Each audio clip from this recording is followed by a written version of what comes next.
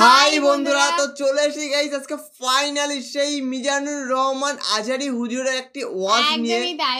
আজকে যে ভিডিওটা নিয়ে চলে এসেছি এটা কিন্তু অনেকদিন পরে আমরা করছি। অনেকটা দিন পরে এরকম ধরনের ভিডিও গাইস আমাদের চ্যানেলে পোস্ট করব আমরা সর্বপ্রথমে জেনে নিই আজকে টাইটেলটা। অবশ্যই। তো বলছে হযরত ওমরের জীবনী। হযরত ওমরের জীবনী নিয়ে আজকে সত্যি মিজানুর রহমান হুজুরের গলা দিয়ে কারো জীবনী শুনতে সত্যি খুবই ভালো লাগে। একদম মানে মনে হয় যে সে যখন ছোট থেকে বড় হচ্ছে কি ভাবে বড় হলো সমস্তটা নিজের চোখে দেখছি এরকম একটা ব্যাপার। সত্যি গাইস মানে আমাদের মিজানুর রহমান হুজুরকে সত্যি খুবই ভালো লাগে, মানে তার কথাগুলো শুনতেও খুব ভালো লাগে। তোমাদের কেমন লাগে তোমরা অবশ্যই গাইস কমেন্টে জানিও। এটা কিন্তু বলতে দ্বিধা নেই যে পুরো বাংলাদেশ কিন্তু ওনার মুখের দিকে তাকিয়ে আছে। একদমই তাই। তো তোমরা এর মানে পরিপ্রেক্ষিতে কি বলতে চাও সেটা অবশ্যই আমাদেরকে জানিও। আর আমাদের চ্যানেলে যারা ফার্স্ট টাইম ভিজিট করেছে প্লিজ গাইস চ্যানেলটাকে সাবস্ক্রাইব করে দিও, পাশে থাকা বেল আইকনটি অল করে দিও। তো চলো দেখা যাক আজকে অবশ্যই কি আছে। আমাদের মেইন ভিডিওগুলো ডেসক্রিপশন বক্সে চলে আসবে, প্লিজ গাইস তোমরা ওখান থেকে চেক আউট করে নিও। তো চলো গাইস বেশি কথা না বলে আজকের ভিডিওটি দেখা যাক। ওমর ফারুক সালাত শুরু করলেন, ফজরের সালাত, আল্লাহু আকবার। In the meantime Abu Lulu এই খঞ্জর নিয়ে ওমর ফারুকের বুকের মধ্যে 3টা স্টেবিং করলেন। একটা মারলেন নাভির নিচে, মারার সাথে সাথে পাকস্থলী কেটে গেল। আরেকটা মারলেন পাজরে, পাজর ছিঁড়ে গেল। ইসলামিক লাইফ, জীবন গড়ুন কোরআন সুন্নাহর আলোকে। আজকে আমরা সাইয়েদনা ওমর ফারুকের বায়োগ্রাফি সম্পর্কে জানবো। ওমর ফারুক রাদিয়াল্লাহু তাআলা আনহু, the superhero of this উম্মাহ। এই উম্মার সুপার হিরো তিনি, ঠিক কি না? ওনার মুখের আগে লাঠি চলতো বেশি। সুবহানাল্লাহ পড়বেন না? মাঝে মাঝে লাঠি চালানোরও দরকার আছে না নাই? অবশ্যই তাই। সাইয়েদনা ওমর ফারুক আমাদের জন্য অনুপ্রেরণা। Is the real superhero of Muslim উম্মাহ। তিনি এই উম্মার রিয়েল সুপার হিরো। এজন্য ওনার জীবনী থেকে আমরা কিছু শিক্ষা নেওয়ার চেষ্টা করব ইনশাআল্লাহ। পড়েন সাইয়েদনা ওমর ফারুক কিভাবে ইসলাম ধর্ম গ্রহণ করলেন, কিভাবে বিশ্বনবীর প্রাণের কলিজার টুকরা হলেন, এটা দিয়ে আমরা শুরু করি। অবশ্যই আল্লাহ তাআলা সাইয়েদনা ওমর ফারুকের হৃদয়ের মধ্যে 3টা ধাক্কা মেরেছেন, ঈমানের ধাক্কা। আওয়াজ করে বলতে হবে কয়টা? জোরে বলেন তো কয়টা? 3টা ঈমানি ধাক্কা। এক হচ্ছে বিশ্বনবীর দোয়ার ধাক্কা। এক কি? দোয়ার ধাক্কা। 2 হচ্ছে সূরা হাক্কা দিয়েছেন আল্লাহ এক ধাক্কা। সুবহানাল্লাহ পড়বেন না?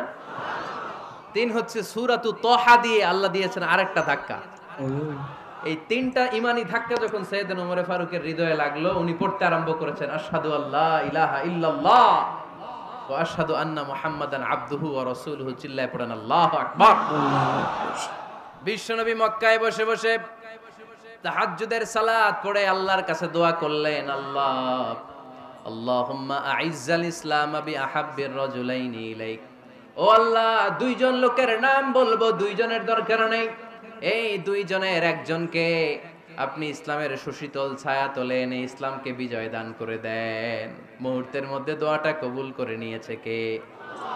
বিশ্বনবী বললেন, আল্লাহ 2জনের নাম বলবো আজকের দোয়ায়। আবি জাহাল ইবনে হিশাম, হয়তো হিশামের বেটা আবু জাহেলকে আপনি ইসলামের ভিতরে নিয়ে আসেন, কিংবা ওমর ইবনুল খাত্তাব, খাত্তাবের বেটা ওমরকে আপনি ইসলামের ছায়া তলে নিয়ে আসেন। ওমরে ফারুকের জন্য দোয়াটা কবুল করে নিয়েছে কে? মক্কার যে অবস্থা, আল্লাহর হাবিব সাল্লাল্লাহু আলাইহি ওয়াসাল্লাম বুঝলেন মক্কার এই 2জনের একজন যদি আমার সাথে না থাকে তাহলে মক্কায় দাওয়াতি কাজ চালিয়ে যাওয়া যাবে না। আল্লাহরে বললেন, আল্লাহ বেশি চাই না, এই 2জনের একজন, হয় আবু জাহেল নয় ওমর, হয় আবু জাহেল নয় ওমর। 2জন অপশন আছে। বিশ্বনবী যখন দোয়া করলেন, এই দোয়ার একটা ঈমানি ধাক্কা, নুরানি ধাক্কা সাইয়েদনা ওমর ফারুকের হৃদয়কে স্পর্শ করে ফেলল। দোয়া ইজ লাইক এ মিসাইল। এই যে আমরা দোয়া করি, এটা মিসাইলের মতো। যুদ্ধে মিসাইল হামলা করে না? মিসাইল হামলা করার পরে এই মিসাইল লক্ষ্য বস্তুতে যে ভেদ করে, ঠিক কিনা? তেমনি দোয়ার মতো যদি আপনি দোয়া করতে পারেন, আপনি যেই জন্য দোয়া করেছেন ঠিক ওই জায়গায় যে আপনার দোয়া স্পর্শ করে। সুবহানাল্লাহ পড়বেন না? বিশ্বনবীর দোয়ার মাধ্যমে প্রথমে সাইয়েদনা ওমর ফারুকের হৃদয়ে এক ধাক্কা লাগলো।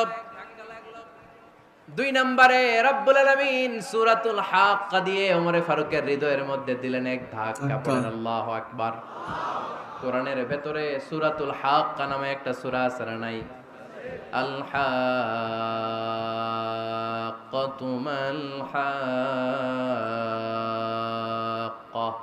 ওয়া মা আদরাকা মাল হাক্কা পড়েন আল্লাহু আকবার। বিশ্বনবী যখন দোয়া করলেন, ওই দোয়া যখন সাইয়েদনা ওমরে ফারুকের হৃদয়ে স্পর্শ করলো, সাইয়েদনা ওমরে ফারুক সব সময় বিশ্বনবীরে ফলো করতে আরম্ভ করলেন। বিশ্বনবী ডানে গেলে লুকিয়ে লুকিয়ে ওমর ফারুক ডানে যায়, বিশ্বনবী বায়ে গেলে লুকিয়ে লুকিয়ে ওমরে ফারুক বায়ে যায়।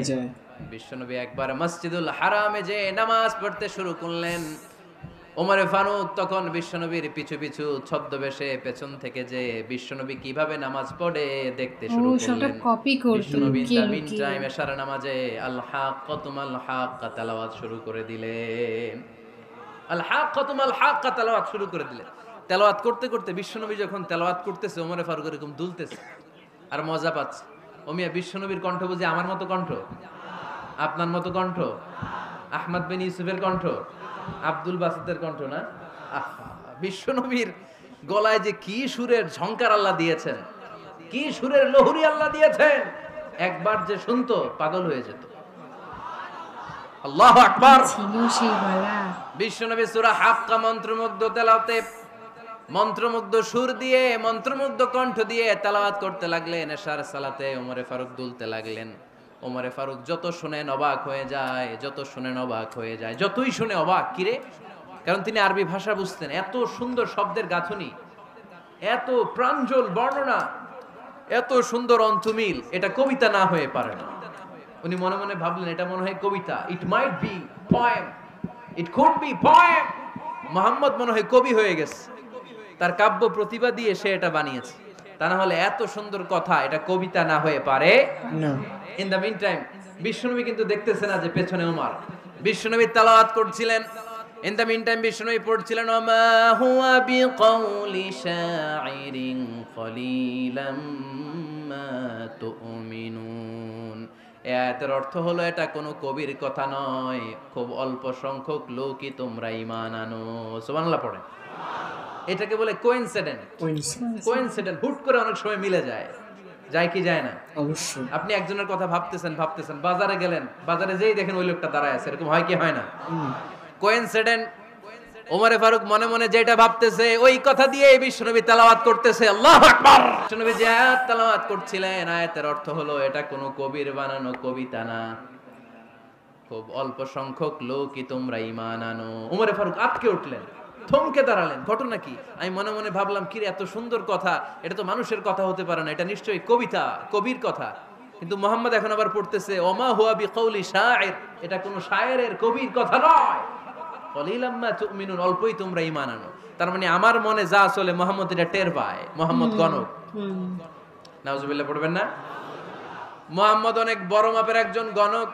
মানুষের হৃদয়ে কি চলে, মনে মনে কি ভাবে, মুহাম্মদ না দেখেও বলে দিতে পারে। ইন দা মিন টাইম বিশ্বনবী পরের আয়াতে পড়লেন ওয়ালা বিকাউলি কাহিনিন কলিলাম মা তাযাক্কারুন। এই আয়াতের অর্থ হলো এটা কোনো গণকের বানানো গণনা নয়, খুব অল্প সংখ্যক লোকই তোমরা উপদেশ হিসেবে এটাকে মানো। সুবহানাল্লাহ পড়েন। এবার আর ওমরে ফারুকের সহ্য হয় না, কি আজীব তামাশা। প্রথমে মনে করলাম কবিতা, মোহাম্মদ কয় কবি না, সে কবি না, এটা কবিতা না। তারপর ভাবলাম সে গণক, সে আয়াত পরে পরে বলে দিল এটা গণনা নয়, তাহলে এটা কি? এটা কি কবিতাও না, গণনাও না, তাহলে এটা কি? বিশ্বনবী তখন পড়লেন তানজিলুম মির রাব্বিল আলামিন। সুবহানাল্লাহ পড়েন। পরের আয়াত ছিল তানজিলুম মির রাব্বিল আলামিন। এটা দুনিয়ার কোনো কবির বানানো কবিতা না, এটা কোনো গণকের গণনা না, এটা কোনো সাহিত্যিকের বানানো সাহিত্য নয়, এটা মহাবিশ্বের পরিচালক রব্বুল আলামিনের কাছ থেকে পাঠানো কিতাব কোরআন। সূরা হাক্কার ধাক্কায় ওমরে ফারুক কাইত। প্রথমে ধাক্কাটা লাগলো যে দোয়া। বিশ্বনবী তাহাজ্জুদে কেঁদে দোয়া করলেন, আল্লাহ হয় আবু জাহেল রে দিবা নাইলে ওমর রে দিবা। ওই দোয়া ওমরে ফারুকের হৃদয়ে ছোঁয়া লেগেছে। এরপর হাক্কা, সূরাতুল হাক্কা দিয়ে দিলে এক ধাক্কা। এই ধাক্কা খেয়ে উথাল পাথাল হৃদয়ের মধ্যে, হায় রে এ কি বাণী, এ কেমন কথা, কে মুহাম্মদ?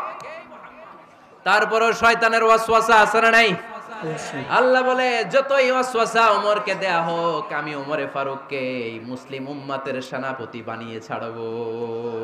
আচ্ছা আমি সেনাপতি বানাবো। এবার 3 নাম্বার ডোজ। ডাক্তারের কাছে গেলে প্রথমে দেখবেন সিম্পল ডোজ দেয়, নরমাল ওষুধ। এটাতে কাজ না হলে ডোজ বাড়ায়, একেবারে কাজ না হলে অ্যান্টিবায়োটিক মারে, আছে না নাই? আল্লাহ প্রথমে দোয়ার ছোঁয়া লাগালেন, তারপর সূরা হাক্কা দিয়ে ধাক্কা মারলেন, এরপরে রব্বুল আলামিন বলেন এবার 3 নাম্বার ডোজ সূরা তহা দিয়ে আমি তোমার হৃদয়টারে উজালা বানায় দেব রে ওমর। শয়তান ওদিক দিয়ে ওয়াসওয়াসা, খেলা দুই দিক থেকে চলতেছে। আল্লাহ তাআলা হেদায়েতের রাস্তায় টানছে, শয়তান জাহান্নামের দিকে টানছে। ঘোষণা দেয়া হলো মক্কায়, মুহাম্মদের মাথা কেটে এনে দিলে এত এত স্বর্ণ মুদ্রা দেয়া হবে। ওমরে ফারুক রাজি হয়ে গেলেন, নাঙ্গা তলোয়ার নিয়ে বিশ্বনবীর মাথা কাটার জন্য ছুটলেন। নাউজুবিল্লাহ পড়বেন না? বনু জাহরা গোত্রের এক লোক বলে, আইনা ইয়া আমার, কই যাও? মুহাম্মদের মাথা কাটতে যাই। আরে মুহাম্মদের মাথা কাটতে যাও? তোমার বোন ফাতিমা বিনতে খাত্তাব আর তোমার বোন জামাই সাঈদ কদ সাবা, এরা তো ধর্ম ত্যাগ করে ফেলছে। এটা তো আমাদের ধর্ম ত্যাগ করে মুহাম্মদের ফলোয়ার হয়ে গেছে। আগে ওমর ঘর সামলাও, পরে মুহাম্মদের মাথা কাটতে যেও। অবশ্যই ওমরে ফারুক অবাক হয়ে গেলেন, তলোয়ার নিয়ে বিশ্বনবীর দিকে না যে নিজের বাড়ির দিকে চলে গেলেন। বিশ্বনবীর আপন বোন ফাতিমা বিনতে খাত্তাব, বোন জামাই সাঈদ আর খাব্বাব রাদিয়াল্লাহু তাআলা আনহু তিনজন মিলে সূরা তহা তেলাওয়াত করছিলেন। পড়েন সুবহানাল্লাহ। সুবহানাল্লাহ। মক্কায় লুকিয়ে লুকিয়ে দাওয়াত হতো।